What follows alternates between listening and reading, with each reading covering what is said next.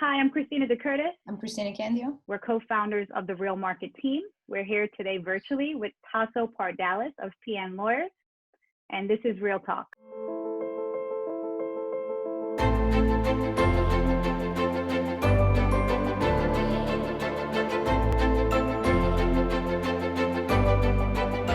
Today we're going to talk about two closing options available to people during these times of social distancing.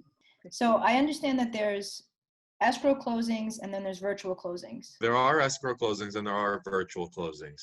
So the escrow closing, which is commonly referred to in the commercial real estate world and outside of New York City as the gap closing.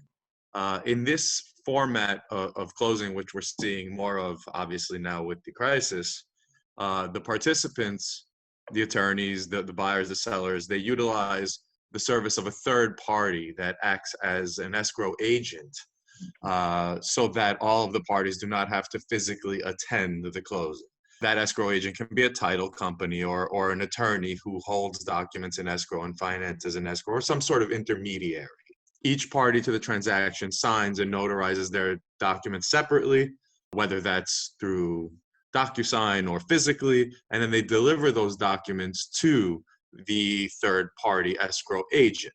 The escrow agent collects all those documents. These days, we're seeing that done both online, by messenger, FedEx, however that is. And that third-party intermediary, very often in New York, the title company, holds all of those documents in escrow.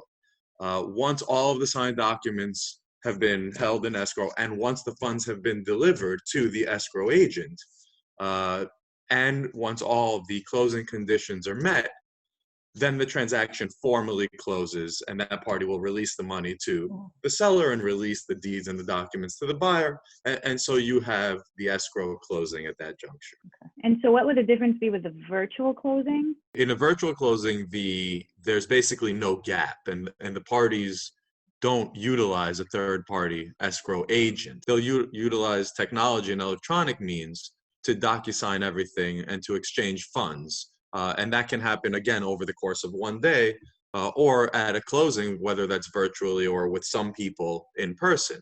Usually in the virtual closing, the major impediment is the notary, right?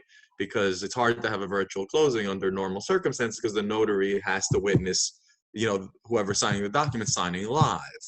But this has changed now in the last 2 weeks as a result of Governor Cuomo releasing an executive order that allows virtual notarization of documents.